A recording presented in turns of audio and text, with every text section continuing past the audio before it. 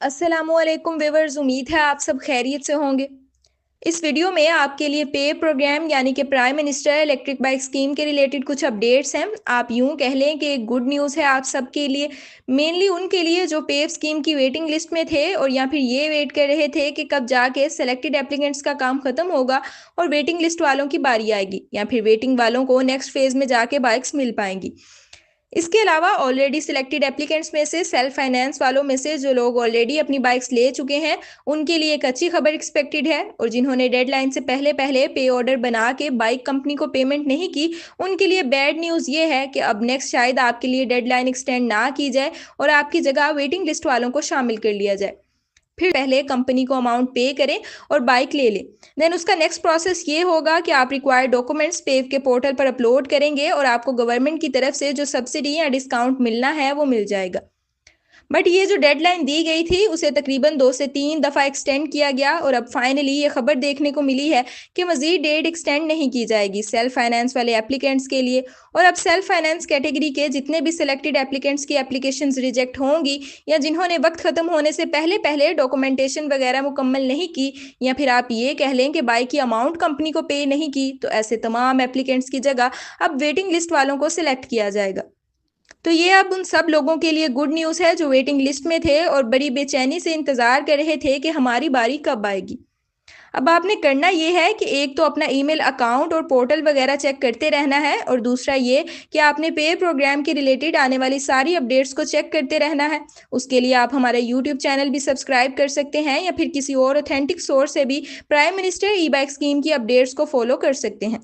तो ये good news waiting applicants के लिए थी और सेल्फ फाइनेंस वालों के लिए बुरी खबर यही है कि अगर आप सिलेक्टेड थे और आपने डेडलाइन से पहले प्रोसेस कंप्लीट नहीं किया तो अब शायद मजीद आपको दोबारा कोई मौका ना मिले। लेकिन सेल्फ फाइनेंस कैटेगरी वालों के लिए एक अच्छी खबर एक्सपेक्टेड तो है, बट वो जब आएगी तभी पता चल सकेगा। लेकिन जहां तक मेरा ख्याल है, मुझे लगता है कि सेल्फ फाइनेंस कैटेगरी की बेस पे जो लोग बाइक्स ले चुके हैं, शायद पोर्टल पे उनके लिए सब्सिडी वाली अमाउंट के लिए कोई अपडेट हो या फिर जो सब्सिडी मिलनी है गवर्नमेंट की तरफ से वो मिलना शुरू हो जाए। खैर, ये अच्छी खबर क्या है ये इंशाल्लाह 2 से 3 दिन तक आपको पता चल जाएगी। फिर अब बैंक लीज वाले सिलेक्टेड एप्लीकेंट्स की बात करते हैं। मेनली वो लोग जिनका नादरा वेरिफिकेशन का मसला था, वो अपने पोर्टल पर चेक कर सकते हैं। नादरा वेरिफिकेशन कंप्लीट हो चुकी है। जिनकी वेरिफिकेशन होनी थी यानी जिनकी इन्फॉर्मेशन करेक्ट थी, सब कुछ ओके था, उनका सबका स्टेटस वेरीफाइड हो चुका है और बाकी सब रिजेक्ट हो गए होंगे। इसका मतलब ये है कि नादरा वेरिफिकेशन के हवाले से सारा काम मुकम्मल हो चुका है। मजीद अब इसके रिलेटेड कोई चेंजेस आपको देखने को नहीं मिलेंगी।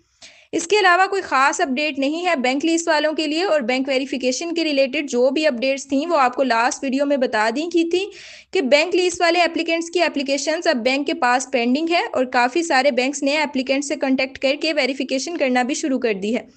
बैंक से वेरिफिकेशन हो जाने के बाद अगर बैंक आपका लोन अप्रूव कर देता है तो आप वो अमाउंट बाइक वाली कंपनी को देकर अपनी बाइक ले सकेंगे। मेरे ख्याल से इस वीडियो में एक सबसे ज़्यादा खुशी देने वाली खबर आपको यही लगी होगी कि अब वेटिंग लिस्ट वालों की बारी फाइनली आ चुकी है।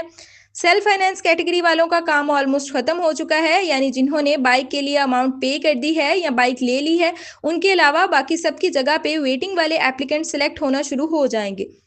और इसी तरह फिर बैंक लीज वाले एप्लीकेंट्स में से जो लोग बाइक नहीं लेंगे या जिनकी नादरा वेरिफिकेशन या किसी भी वजह से एप्लीकेशन रिजेक्ट हो जाती है, उन सब की जगह पे भी वेटिंग लिस्ट वालों को सिलेक्ट कर लिया जाएगा।